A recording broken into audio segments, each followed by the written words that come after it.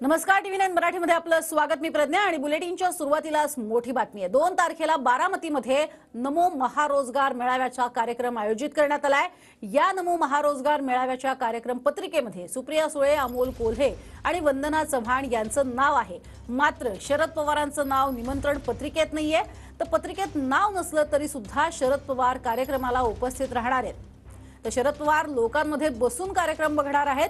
बारामतीमध्ये होणाऱ्या या कार्यक्रमाला मुख्यमंत्र्यांसह दोन्ही उपमुख्यमंत्री हजर राहणार आहेत। तर शरद पवारांकडून मुख्यमंत्री आणि उपमुख्यमंत्र्यांना जेवणाचंही आमंत्रण देण्यात आलेलं आहे। निमंत्रण देण्याआधी पवारांनी शिंदेंसोबत फोनवरून चर्चाही केली आहे। शरद पवारांकडून शिंदे फडणवीसांना जेवणाचं आमंत्रण।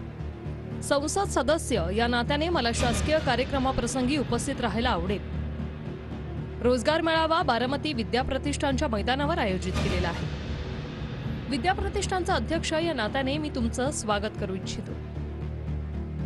बारामतीमधील अतिथी निवासात चहा पाण्यासाठी निमंत्रित करतो।